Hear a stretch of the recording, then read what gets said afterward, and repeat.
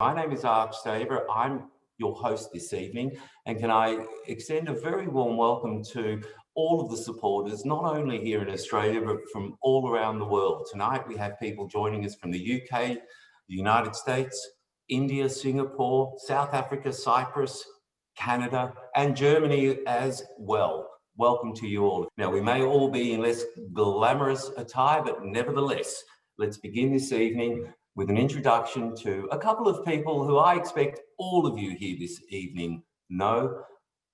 May I firstly welcome Chandran and Chitra.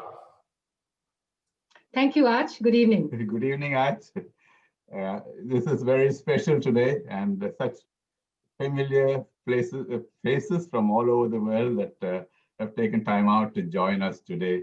Thank you very much, and for being with us, taking the time out, and we hope to that you will enjoy having the update today with us.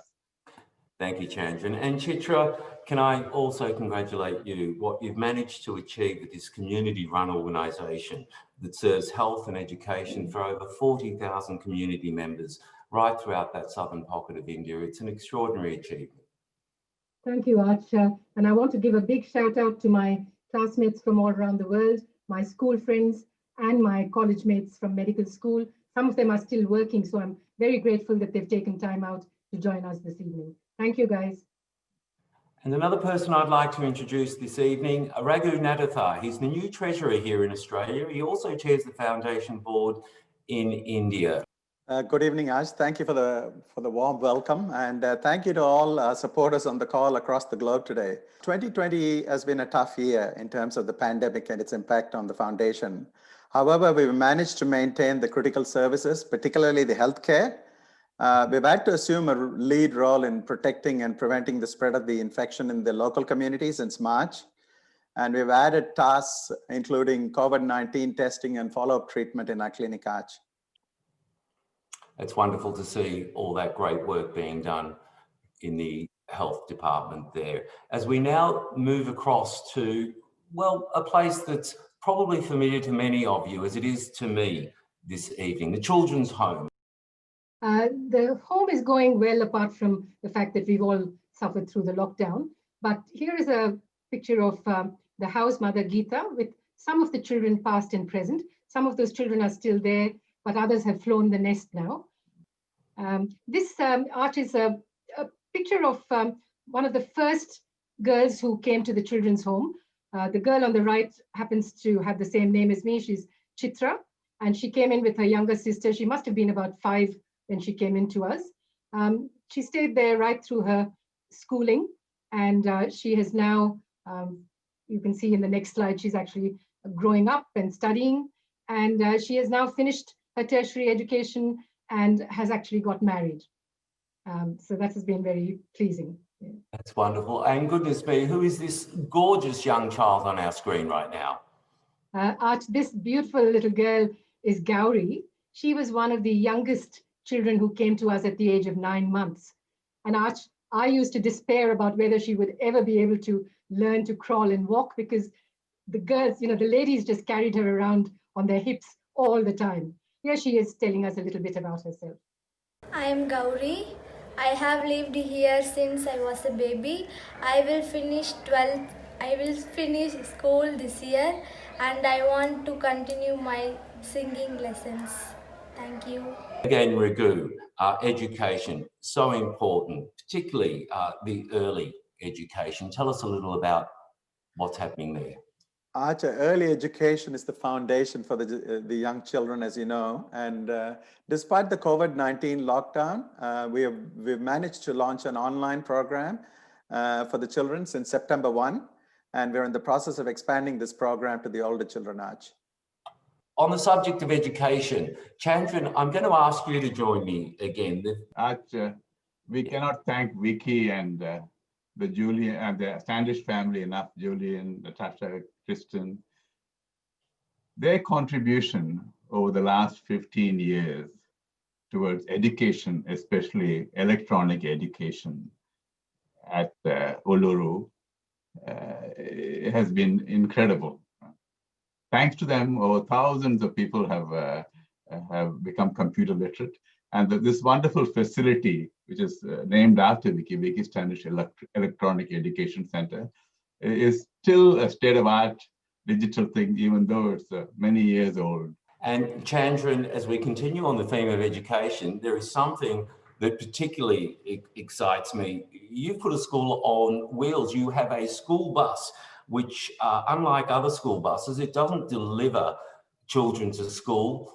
The school's on the bus. And we started a project that we thought that every school kid at grade 5 and above would get access to this teaching on the bus. And so that in our little community, our neck of the woods, every kid over grade 5 would be computer literate. As well as education, there's also been a huge importance placed around the Women's Centre and, of course, community care. I'm very pleased to report to our supporters, we produced over 10,500 masks and distributed to the community for free. And that's fantastic. And as I understand it, you now have some certified tailors as well.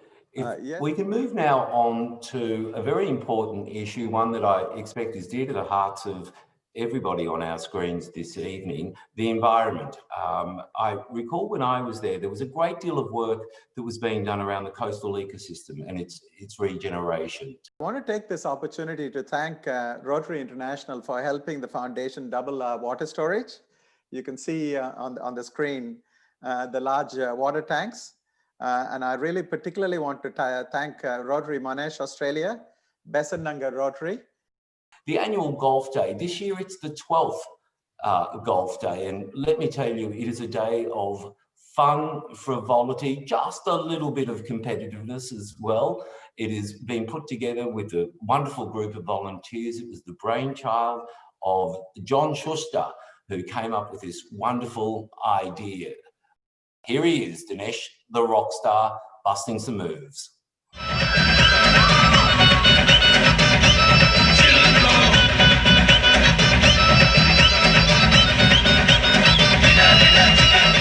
Now, I told you we had some moves. As we now just briefly move the tempo and go to something a little more elegant, this wonderful stick dance.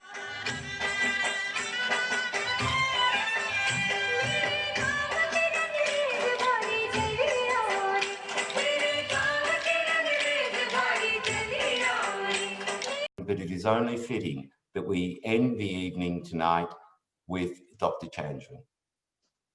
Most importantly, I must thank every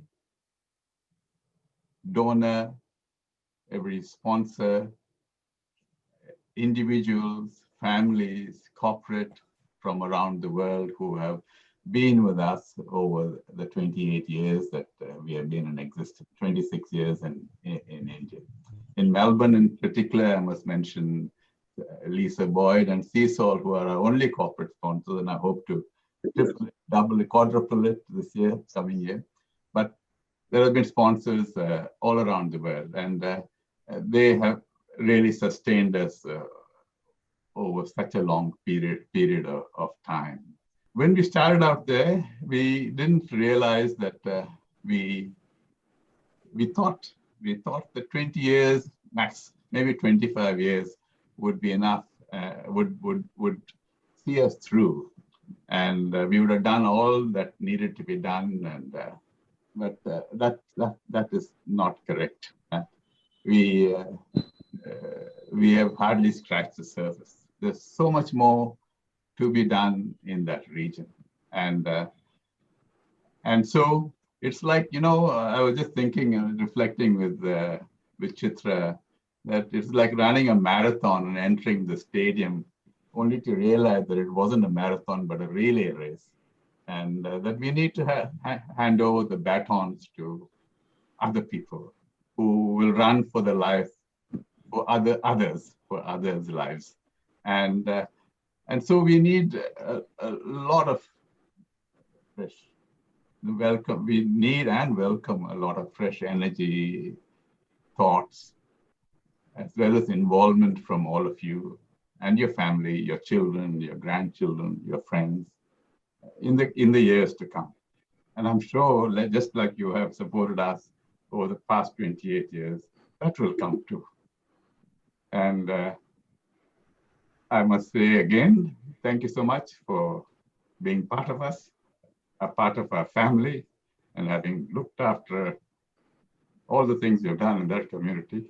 And thank you very much. Thank you very, very much.